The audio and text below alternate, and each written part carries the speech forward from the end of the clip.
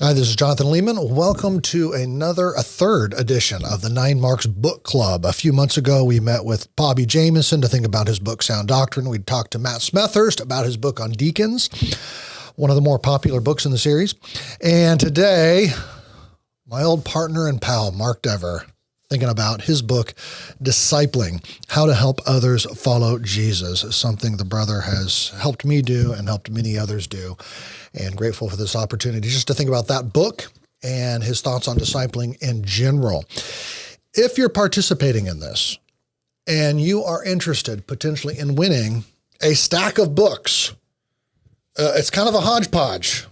Mark, it's a hodgepodge. Kind of podge of hodges. That's right. Garrett Kell, How Do I Disciple Others? He learned a couple things from you and maybe a few things of his own. Put it in this book. How can I find someone to disciple me? 2 little short booklets that'll be useful. A copy of Mark's Discipling, What is a Healthy Church Member? What is a Healthy Church? A series of other books we've done, as well as Mark's Old Testament and New Testament overview volumes. And those are new editions. Also, Mark, do you have any idea how many languages this book, Discipling, has been translated into? None. What language is that? I don't know. Alberto? What do we think that is? Probably some Serbian. Serbian? Mark? Anybody in the room? Anybody in the Romanian? room? Well, maybe Romanian. No, That's not Romanian. Okay, this one you got. That's German. That's German. Romanian. Okay. Spanish. It's Portuguese. Portuguese. But close. French. French, yeah. Thank you for joining us for this conversation. Thanks for having me. Yeah. Feels a lot like Pastor's Talk, only not. It is, exactly. Learn more at 9marks.org. Now, And if you want to give, /talk. The fact that this is live, does that mean Alberto can't take out stupid things that I say, so I've got to be very careful? Something like that. I think that's correct. All right. I think I'm on the best behavior. Sorry if this gets sort of boring. Okay, Mark, I'm going to ask some questions, and then I'm going to go to questions that they have, people Okay. have sent in, and Great. then we're going to even go to some live questions. Great. In fact, we might split it up along the way between one sent in and some live ones, maybe. Okay. But I got to say the 9 Mark staff make the best coffee. don't they? Why'd you write this? What's its purpose? Well, I did 5 sermons on discipling here at CHBC maybe a decade ago. Mm-hmm. And I wanted to turn that into a book for this series. Yeah. And your goal of doing 5 sermons then? What? Try to bring together in one place what I had been teaching on since I'd gotten here, which is how you and I normally can try to help other people follow Christ. Certainly in evangelism, but also once somebody's already a Christian, what we can do. And part of what I wanted to show in these chapters is that the normal place for that is the local church. You distinguish between the word discipleship and discipling. And Yeah. This is called discipling. What distinction are you making? Yeah, so discipleship is just my following Jesus, and that's every aspect of it. In all those ways that the Great Commission says the apostles were to teach those to follow, do, observe all the things he'd commanded. That's all of that is my discipleship. Discipling is one portion. One part of that. Of my discipleship where I'm particularly helping others follow Jesus. The first 4 chapters, you talk about what is discipling. Yeah. Inevitably of influence, oriented toward others, work of discipling, objections to discipling. And then you get into where, and that's where you focus on the church, the local church, and then you talk about pastors and members. And then the final part is how, the nuts and bolts. Choose someone, have clear aims, pay the cost, raising up leaders. Is this a topic Christians don't get? Do we not understand this? Something just to remind people of? I think people... Are you filling a hole? I am filling a hole. I don't know much else. I get talked to about this topic, I don't know, a few times a week, and people will ask for things to read, and there's not much I know of to read. I mean, there's some old Navigator stuff, Leroy Ames. There's A.B. Bruce, The Training of the 12. I mean, I don't know of a lot on this. Yeah. That may be out there. I'm just not aware of it. But this is, I think, a good short introduction to the topic. I think it's basic to Christian growth. I think this is probably assumed in what a lot of people do in their Christian lives. I think when you look at Paul's letters, Paul a few times mentions, follow me as I follow Christ, follow my example. Well, that's this idea. The fact that he stayed in Ephesus as long as he did, or that he can tell various people he's writing to, you know how I value you. You know how I lived among you. Well, all of that is presuming that he's thinking about this, that he's thinking about how he practically could help others follow Christ. How much do I need to think about discipling as a deliberate thing that I'm doing? Like, Mark, would you please disciple me? Can we get together once a week and we do such and such? Versus more of the organic, living life together. I'm over at your house for dinner. Yeah. I'm watching you. Well, I take it by the different tones of the two halves of your question. Mark, that's the bad answer. No, and the second one is the good answer, the sort of normal thing. So I'm going to go for that second, more normal tone. I think that's what's good and right. I think the awkward, organic, inorganic is not good. I don't think you have to tell somebody you're discipling them. Yeah. I think. When I was an undergrad, I used to go take a walk on Friday afternoons with the pastor of the Presbyterian church I was attending, Ed Henniger, just went to be with the Lord a couple of weeks ago. He was twice as old as me at the time, but I was the one who was taking the initiative to make sure we were getting together. And then I would start out by asking him questions about how he was doing. And so who was discipling whom? Well, Ed taught me a ton. So I was definitely being discipled by Ed. But I think I was also doing some discipling of Ed. You had an agenda. Yeah, but I didn't have like 6 things I wanted to learn. No, sure. I just wanted to care for him, see how he was, deliberately ask questions about that, and then kind of go from there. So I think those kinds of relationships where it's, in one sense, it's just a friendship, but it's a friendship where you deliberately want to follow the Lord. You deliberately want to defeat self. You deliberately want to lift up godliness and holiness. You want to provoke others to live in a way that honors the Lord in their ambitions, their characters, their actions, what they're putting their energies into. So it's taking all the natural gifts and joys and goodnesses and opportunities of friendship, but being deliberate about it in a Christward direction. Exactly. Yeah, I like your word Christward there. Exactly that.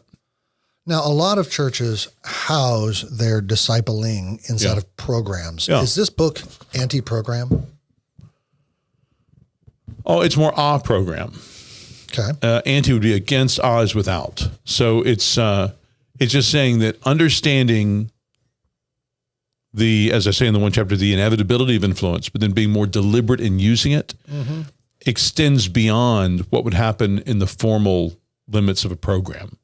A program might help you. Let's say if you've been in an accident, you might need some braces to help you learn to walk. But you hope that those braces will form you so that you'll be able to walk without them. Mm-hmm. So programs of evangelism or discipling are fine, but I think what they would do at best is help us normally then in our Christian lives to reproduce those obediences without the official timing, staffing, materials of that program. Because in a sense, you're wanting to ask the question of every Christian, why would you not be deliberate in all of your friendships? Right. In helping yourself and that person move in this Christward direction. Yeah, I think that should be the Christian desire at any and all times. Yeah, I think it is. And I think what I'm trying to do is say, if you think about the influence you're having on others around you or they're having on you, you'll notice it's real. It exists. Mm-hmm. They are influencing you. You do influence them. Mm-hmm. Now, I'm just trying to make you be more self-conscious about that. Kind of like Sproul says, everybody's a theologian. Just a question of you're a good one or a bad one. Mm-hmm. I'm saying everybody's a discipler. You're influencing others. You're being influenced by others. Taylor Swift. I'm trying to turn the lights on so that you'll see it. Yeah. Do you have daughters? Why do you ask? Because you quote Taylor Swift more than I do. Her name comes up. It really does. Yeah. But my point is, you see influencing going on there. Oh yeah. Or pick your pop star, pick your movie star, pick your whoever. Yeah. Yeah. We're being discipled, as you say. And I like that phrase of turning the lights on. Can programs hurt it? Well, I think first of all, they could advocate wrong or bad things. Sure.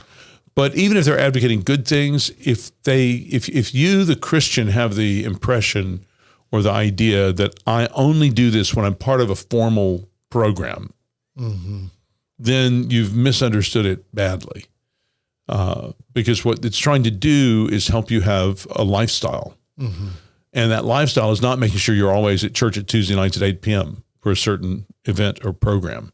So the program is, insofar as there is a program, it's meant to elicit your natural participation deliberately in your life insofar as you can with your work life, your family life, your other time. I was talking to a friend recently, and she made the point that she feels intimidated by the whole category, and it feels a little not pretentious. That's the wrong word. It feels like you're putting yourself forward in a way that, like, who am I to put myself forward? And I was able to encourage her and say, listen, your godliness and your example in the church is influencing others, whether you mean to or not. You know, the fact that you're not a gossip, the fact that you speak about biblical things, the fact that you're cheerful and joyful, you are setting a standard in this congregation for what mature Christianity looks like. Well, and I think part of maturity is an at-homeness with self-sacrifice and risk. And a lot of times, particularly younger people, are a little skittish at the risk. They want to be of discipling. Yeah, on everything. They're not going to get married. They're not going to have kids if they do get married. They're going to be. Things look risky, and I guess part of being a Christian is you realize this world is not our home. We're here comparatively briefly, and then everything's all in on this journey of following Christ. So I know I might not do a great job at this. I might not know exactly what to say when he's in this situation. He asks me that question, but hey, somebody's going to be there. I'll be that somebody. I will just be there ready to do what I can to lend an ear and to encourage the right direction insofar as I understand. Because if it's not me, it's somebody else. So there has to be a willingness to be the non-professional, just the best there is, at least you're one that is pointing in that direction if you can be at all helpful to them. And you want to receive that kind of help from others. And I think there's actually humility in what you're describing. I agree, because your insufficiencies will be revealed repeatedly. You're putting yourself in the position of vulnerability. You and I have both served as elders, and we both know that when you serve as an elder, part of what you're doing is you're inviting people to point out what you're not doing well. Yeah. And sometimes they're going to be right about that. And that has its own humbling effect. Right. And sometimes they're going to be wrong about that. And yet you have to keep serving even when they're disagreeing with you. Right. Yeah. Discipling's the same way. Yeah. Well, it's exactly discipling. In that sense, it's kind of like eldering without the authority on a smaller scale. Oh, we can almost say eldering is the Bible's discipling with authority program. Yeah. That's right. There. You can say that about parenting. You can say that about a number of things. Yeah. Fair enough. Trevor R. has this question. Yes, Trevor. This comes from Trevor R. He's a young pastor at a church revitalization. He still has a desire to meet with older men in his church, but he wants the discipline to be mutual. You were kind of talking about this before, not some kind of meeting where the pastor knows everything. Yeah. I want to practice a model that all Christians are disciples, and we all have need, even pastors. Here's the question. Any advice for a 30-year-old pastor trying to disciple 70-year-old men? Yeah. Trevor, that was exactly the situation that I found myself in. And, I found I could receive a lot of encouragement from those guys, but they were also very humble and very open to learn. These people that I was dealing with were genuine Christians. And I was very honored to be able to be there as like the 13th in a long line of pastors they'd done through the 20th century, able to be there and minister the word to them, open up the word, pray with them, ask them how their marriages were, how their kids were, their grandkids, and then talk to them about challenges they were facing in their life then. And I didn't always know what to do or what to say, but you don't interview for friendship, making sure that you know everything. You just, what you have to give is your care, your love, your prayers, your concern. They know that you have the same heart. You want to follow the Lord. You're trying to do that with everything you've got. And just that time, that attention, that's what will encourage them. Your answer there makes me think of the fact American men, in my experience, aren't very good at asking questions. You spend time with a typical guy, he'll talk about this or that maybe if you ask questions. He doesn't often ask questions back. Maybe it's just my experience.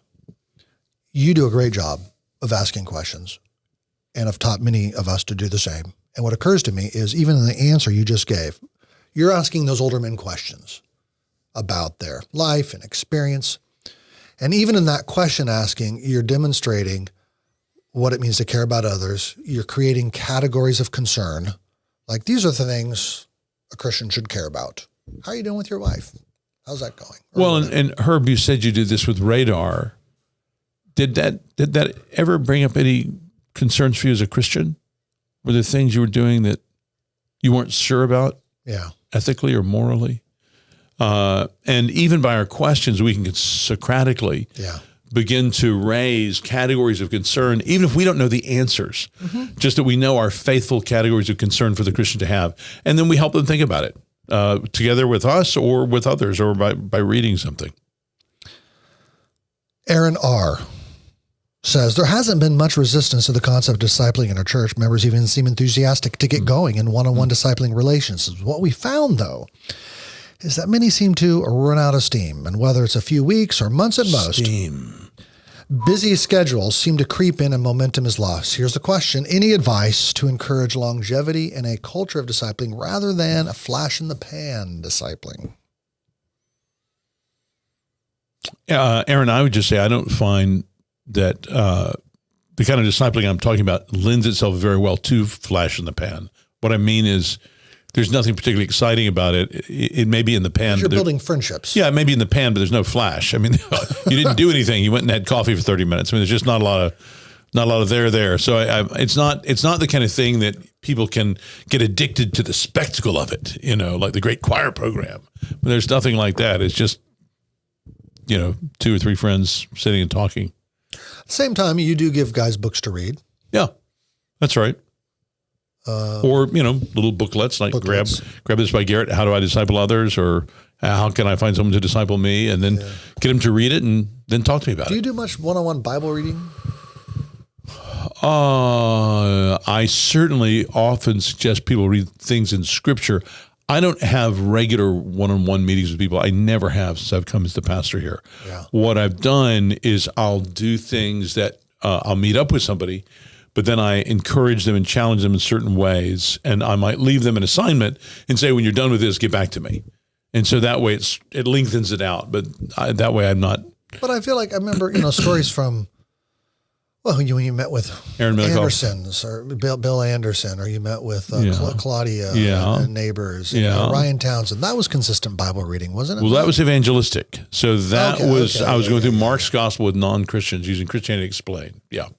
That was a program. It's what Caleb Morrell's doing right now on Monday nights. Yeah. Yeah. Okay. So you do the regular things more with non-Christians. Yeah. And they're of a limited duration. Right. So you don't have a relationship with a guy where you're like, let's meet every Tuesday night. A guy in the church. Right. Okay. So I'm not having a kind of navigators-like pyramid in mind. Right. Whereas I'm Mark, I disciple these 4 dudes, Alberto, Jonathan, Christian, and Tyler. Right.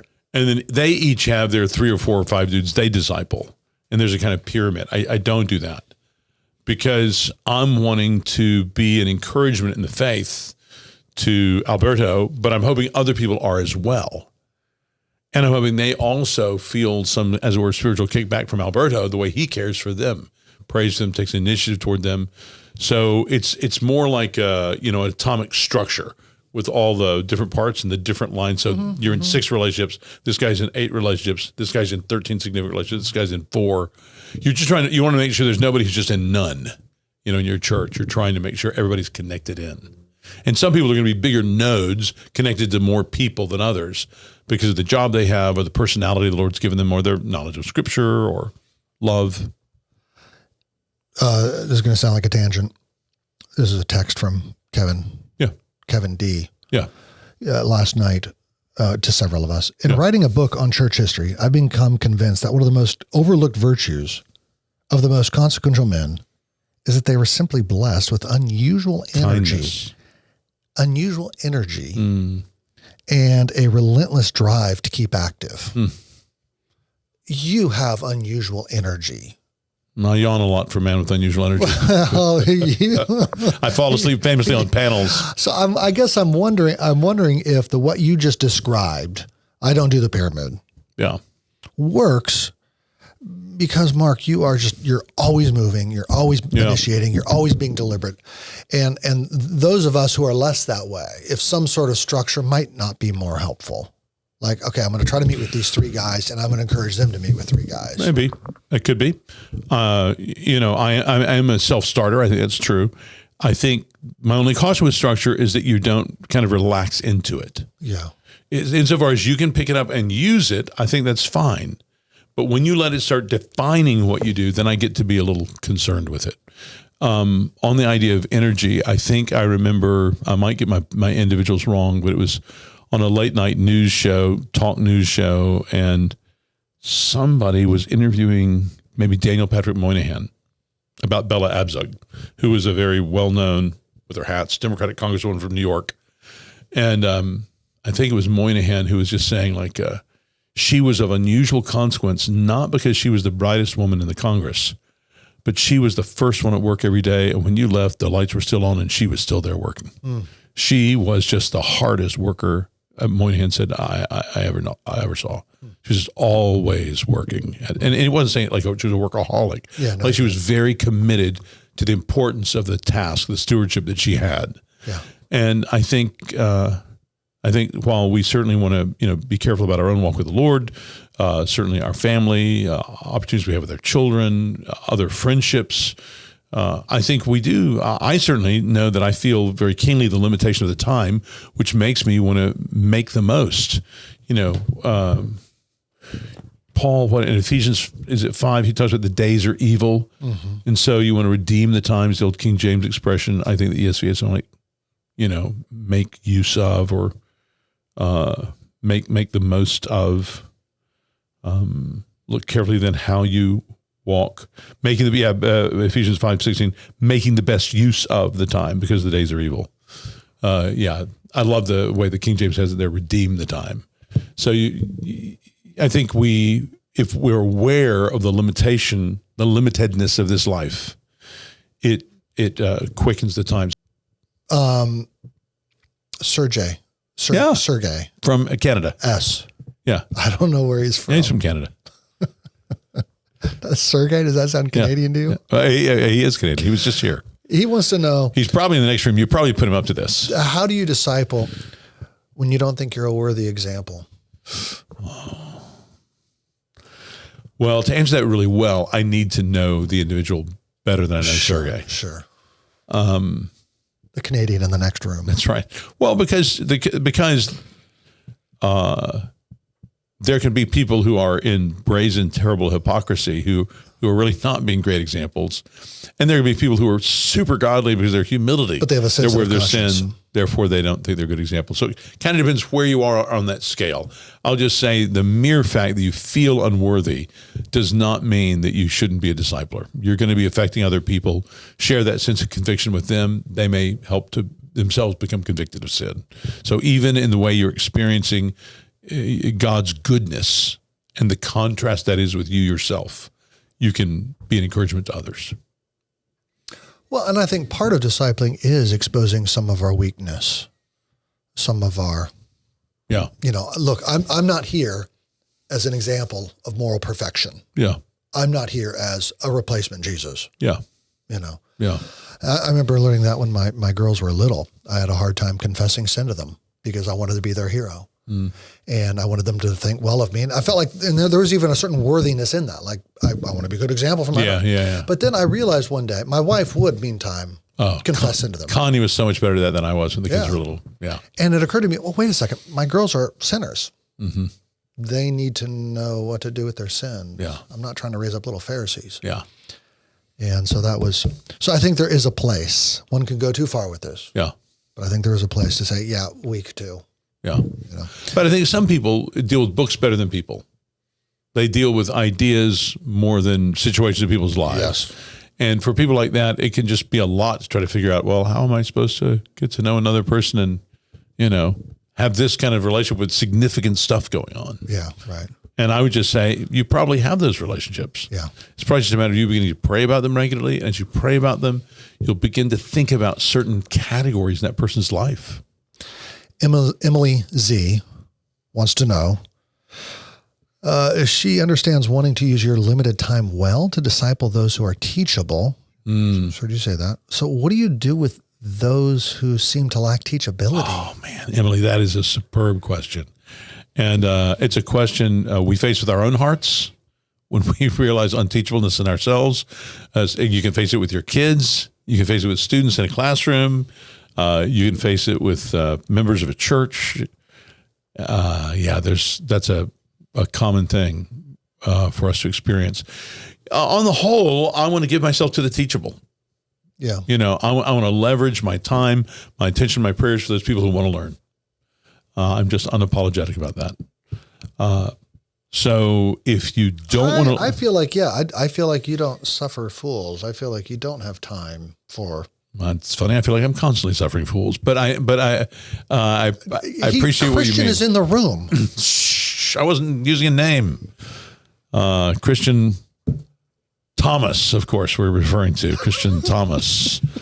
I think it's a good thing for us to want to see fruitful taking up of the Christian faith, Christian directions, hunger for the word, and then the desire to incorporate it into your life and kind of run with it. That's a good thing. So I would say if you have two people in front of you, one who has a lot of gifts and talents but doesn't seem that interested in learning, or at least not from you, and one who's really hungry to learn. Like I was with a guy this last week at lunch who the very way he kept learning from everything I was doing, and he kept pointing it out and analyzing it in a way I certainly hadn't. It just made me want to spend time with him. So I thought, man, I can double my value if I do what I need to do anyway. And this guy comes along, he just learns all kinds of stuff from it. How good is that? There was one guy I spent a couple years with. I wish I had the time back. He liked hanging out with me because it was cool. Yeah. He wasn't learning anything. Mm-hmm. And was that because of him or because of you?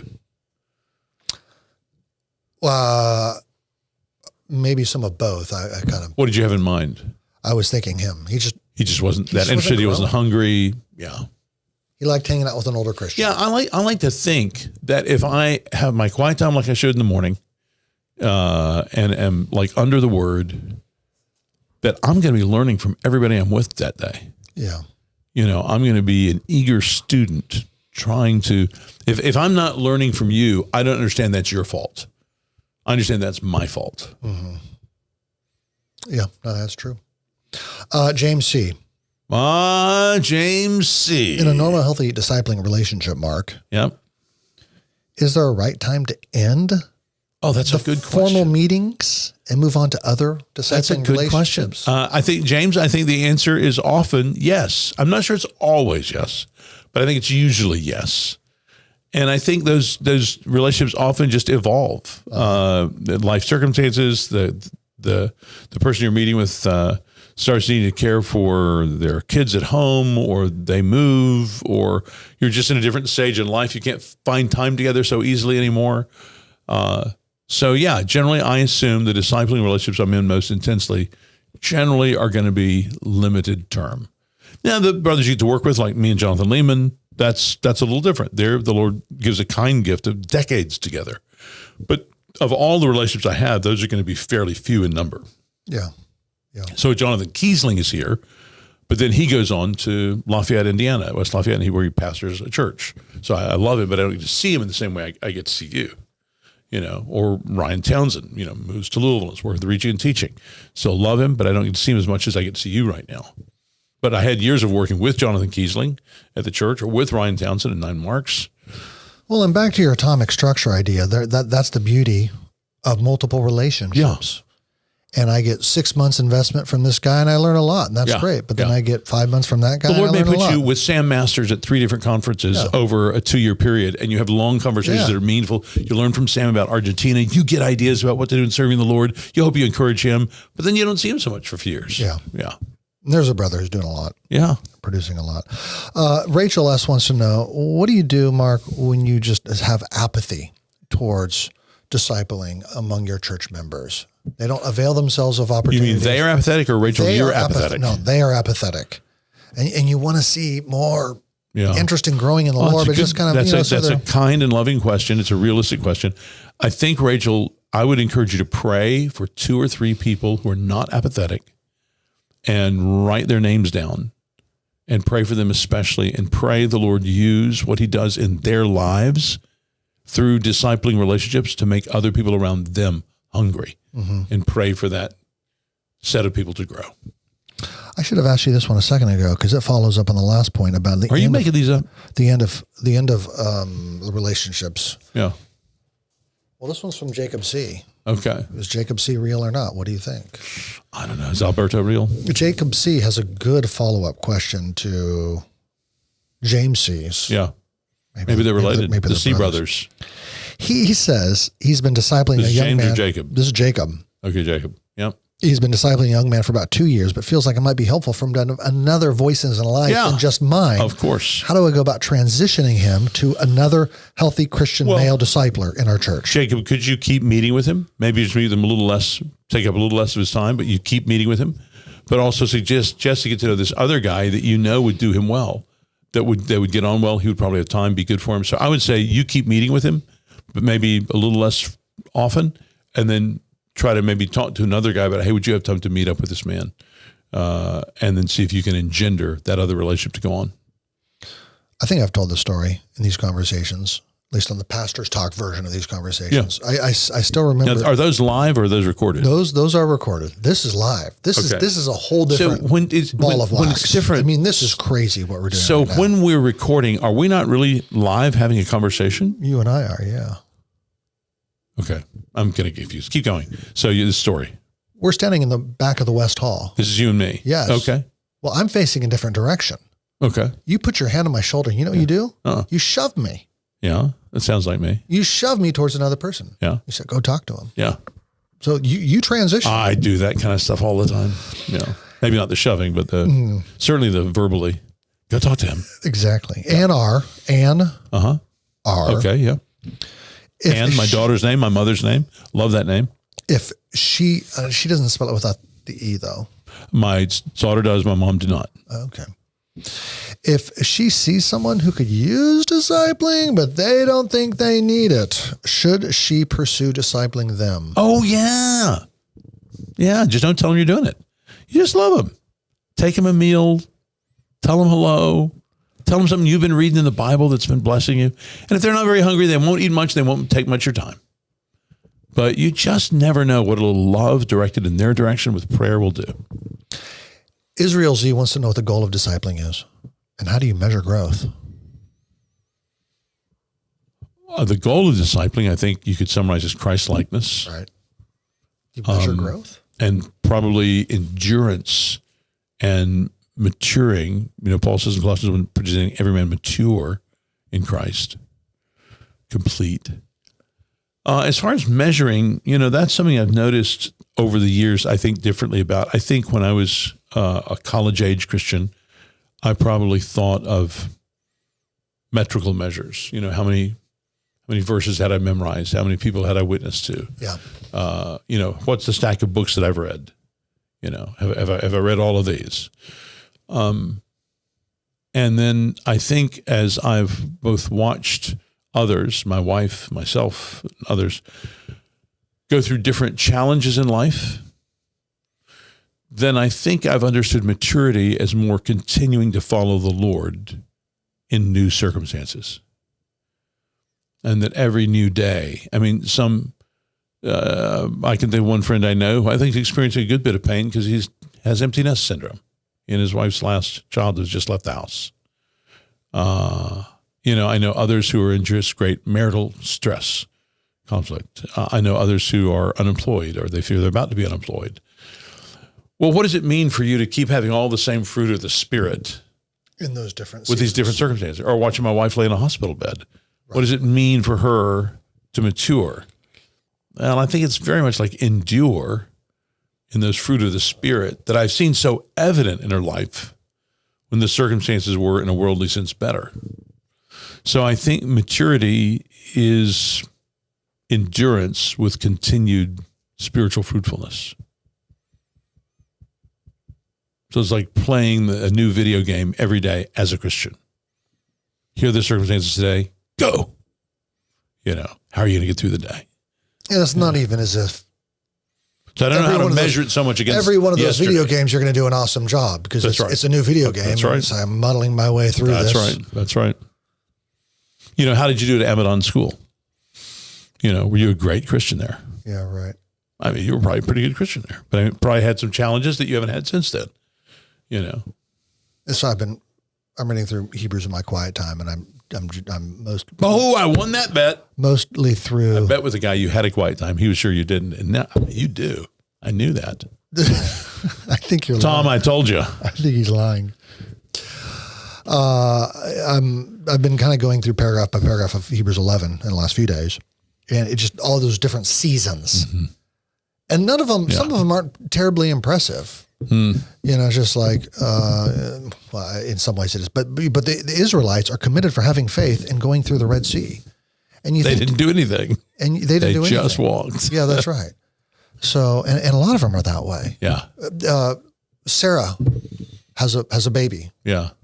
Says she received the promise. She didn't do anything. So it's just like, but she's committed as having faith in that, as receiving the promise. Yeah. Sounds like you need to do a series on Sarah's faith. I don't know about that. Patrick A. Okay. has this question. I once heard that discipleship is not complete until the disciple is making disciples. What are your thoughts on that? And can this be helpful for a pastor to have others who are able to make disciples? Certainly. I think you want to see all the elders making disciples and discipling others.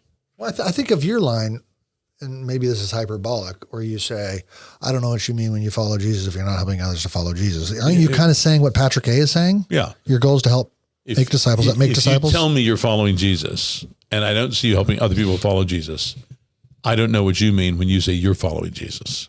Right. Yeah. Yeah. And I hope that the elders in the church are doing that, and other people in the church as well are doing that. And some of those we should bring forward and recognize as gifts of Christ to the church as elders.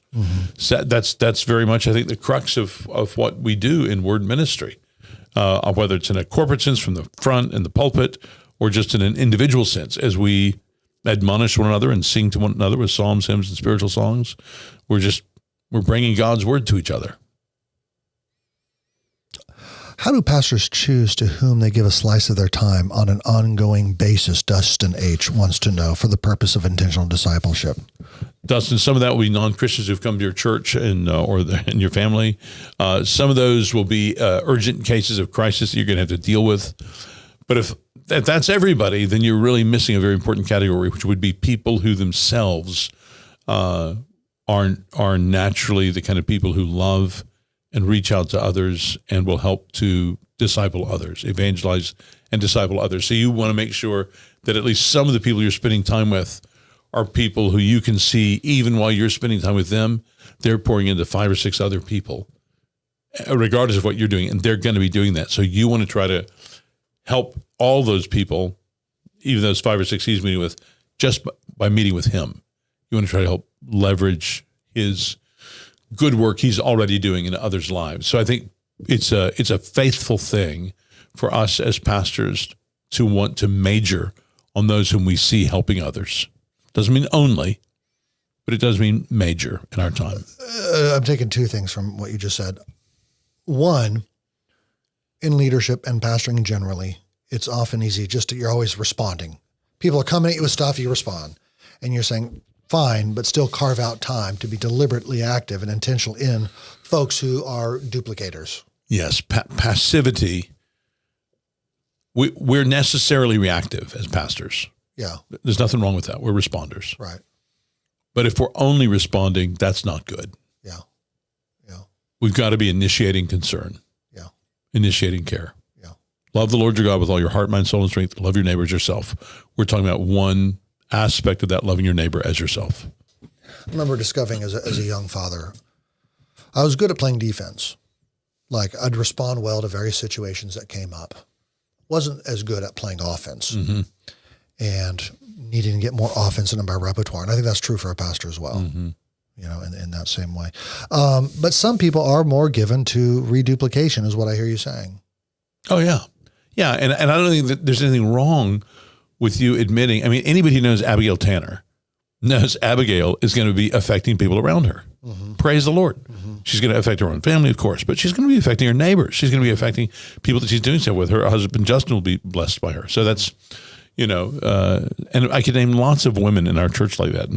My wife, our next door neighbor, Tina Pritchard. Our church is full of people who are in their own families or in their own friend group, or even reaching out. Rula Hawit goes down to the mall and shares the gospel with people, all the time. We have a number of members who are committed to weekly doing contact evangelism. Well, discipling is kind of like that. It's at initial stages. You're just getting to know somebody for the first time. So you're taking the risk of taking initiative, saying, hey, you want to get together? Can we talk? Let's go have a meal or get coffee. And then when you get together, you're actually trying to get to know them. You're trying to see where they are spiritually. You're trying to see kind of what is the terrain they're looking at right now. Is there any certain particular obstacle that seems to be stopping their going forward?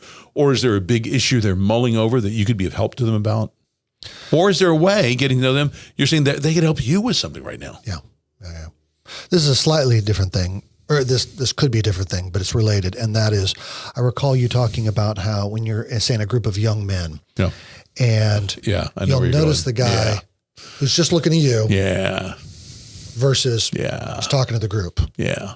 And there's something right about that latter. The guy's talking to the group and not just Mark Dever. Yes. And a slightly different, but closely related way I've talked about that is there are the young men who are very eager to show that their tails are wagging hard and so they're quick with the answer and then there's the guy who's looking around to make sure everybody else is okay. Mm-hmm. He's the one who makes sure that when Tom leaves his water bottle, he picks it up and takes it to Tom and make sure that Bob, who didn't seem to understand something, he goes and talks to Bob afterwards to make sure he's understood that. I'm kind of looking for those sheepdogs who are going around making sure everybody's okay. Not that nobody's feelings are hurt, but that, that everybody is understanding and engaged more than simply, can they get a question in? Can they get an insight stated? Yeah. I mean, a lot of ideas guys. Yeah. Who there are many of us in our little world. Yeah. We're ideas guys. They're not thinking like that. They're not thinking about people as much. No. Yeah, I think that's true. The group and the sheepdogs and all of that. I think this is why some young Reformed pastors get the reputation and may deserve it of just staying in their studies too much. Yeah. Not going out among the sheep. Roe wants to know, would you say it is better to let young, immature believers disciple other immature believers than no discipleship at all? Oh, certainly. Oh, yeah. So you say to a young, immature believer, go for it. Yeah. Jump in. You got to start somewhere. Yeah. But mind you, I'm the kind of guy who says, let's say you and I are playing a game that's new to you. Let's just start playing. You'll figure it out as we go. Uh-huh. Yeah. So, yeah, I'm a big believer in living and learning as you live. Throwing them into the deep end. Yeah, they'll figure it out. Ricardo M. wants to know, how would you encourage or nurture teachability within the church family? Because all of this is predicated on people being teachable. Okay, well, let's back up. How do we cultivate that? I think us having a prayer of confession in our service every week helps to cause, encourage, and lift up a kind of introspection. Talking about 2 Corinthians 13:5, examine yourself to see if you be in the faith. Teaching that is part of what it means to be a Christian. It's the ability to turn and look and examine yourself. So to assess ourselves seriously and to encourage others to take part in that. I have people regularly speaking into my life exhaustingly. It's just like, I'm a rich man in terms of people speaking into my life. We're about to do that again at 4:30 at an invitations meeting. As people speak into my life. Yeah. So I think you can invite people to do that, and you can be a part of that yourself. And I think if you do that, particularly if you're the pastor of the church, your example is probably going to spread. Others are going to see the good of it, and it's going to multiply. And you can be praying for it in public. Lord, we pray that you would make our congregation a congregation full of disciples of Jesus, and pray that we would be a church where people would easily grow spiritually by the examples and encouragement of one another. There's a final chapter in this book written by somebody else. Are you going to claim you wrote this chapter? And have I ever written a book you didn't write something on? this Sibs. All right. Nothing to do with Sibs. All right. Passing out authority, this person writes. Yeah. Which, one of the things you do. Cultivates teachability and the willingness to receive criticism. Again, if I trust the people who are over me, whether formally or informally, I become more willing to listen to their criticisms of me. I trust they're rooted in love rather than one-upsmanship. Yeah. I recently had a sister tell me for about an hour about how I could do my marriage differently. Oh.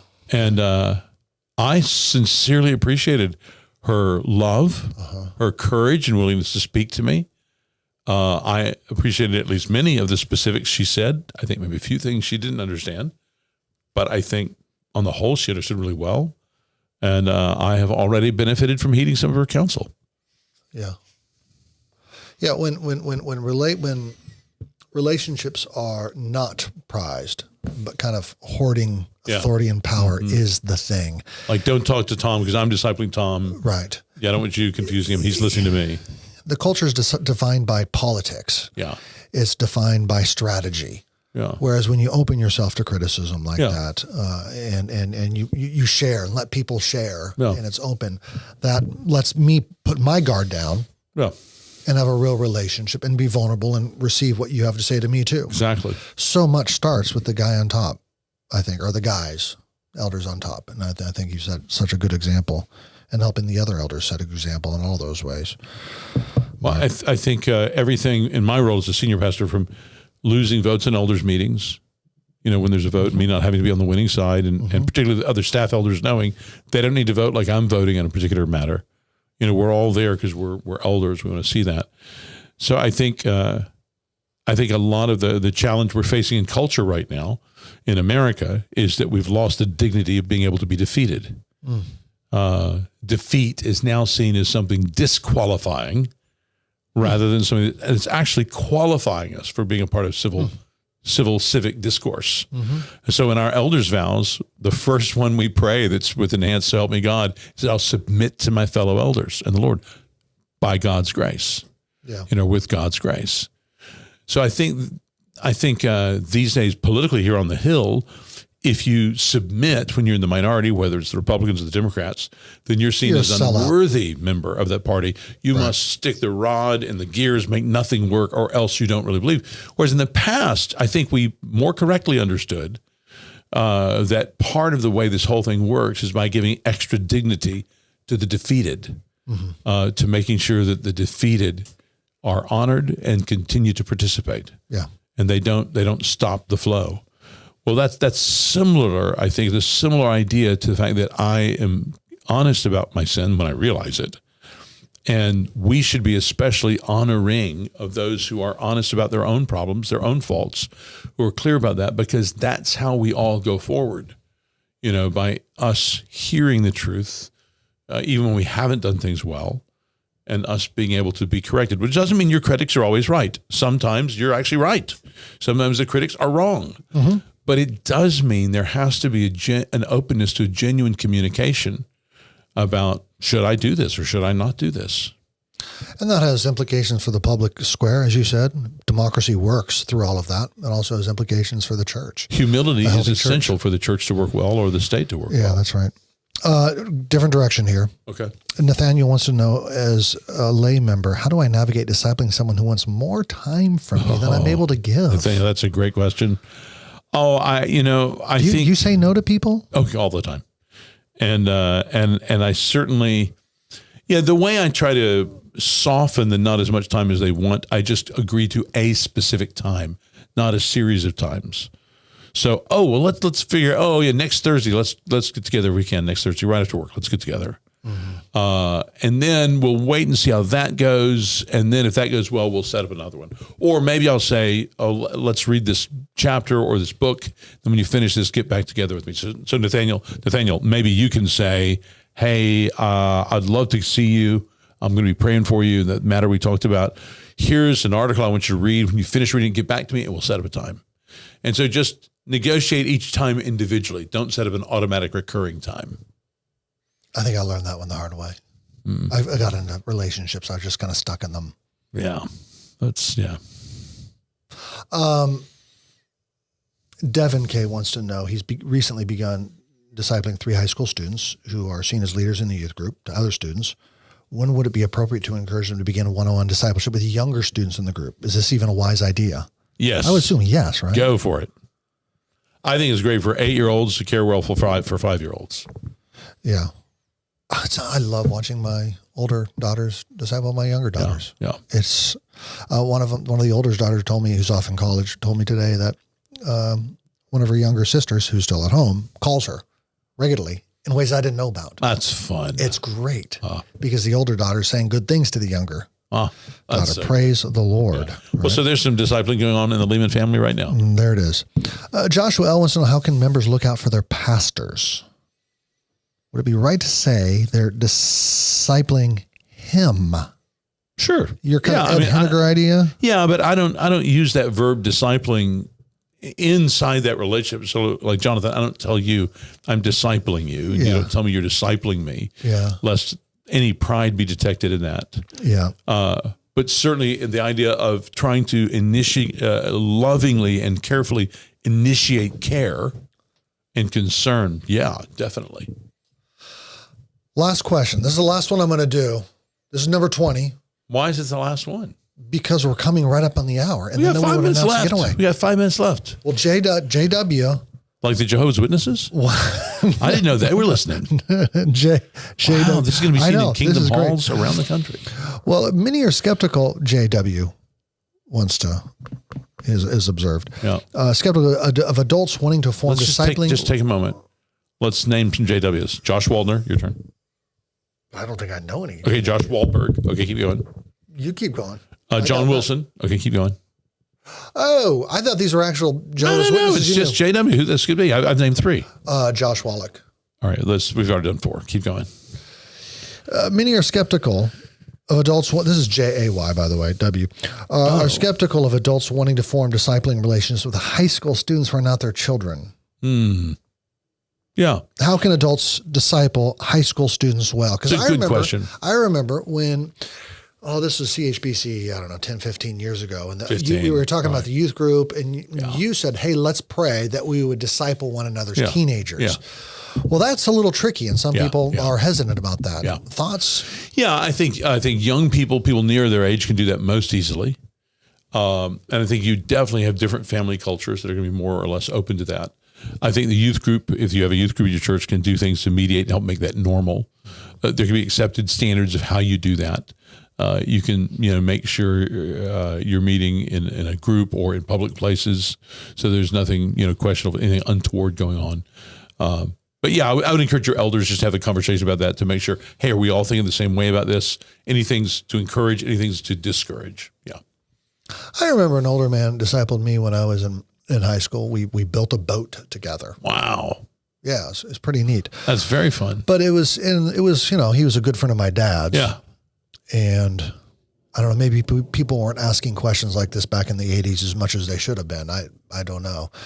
But it certainly can be a productive place. Oh, yeah. Yeah. Well, Mark, thank you for your time, brother. And Jonathan, thank you. This book, we didn't talk so much about the book, but we asked a lot of questions that people had out of reading the book. That's the idea. They had the last month to read them. Okay. And we should be announcing another one soon, Lord willing, another book club, 9 Marks Book Club. What are we going to do next, Alberto? Maybe David Helm? No, I'm not going to interview me. No. We'll figure something out. I want to see you interview you, especially live. The winner is... of the stack. Yeah. Dustin Hollingsworth. Okay. What does Dustin do now? I guess he's going to email in and give us your information to info@9marks.org or to Tyler@9marks.org. And Tyler@9marks.org. Tyler is the one behind the good coffee. Thanks for the brew. And Tyler, you don't drink coffee. Do you ever drink coffee? Oh, you'll have to ask Tyler. We'll send you the stack, Dustin. Thanks so much, friends.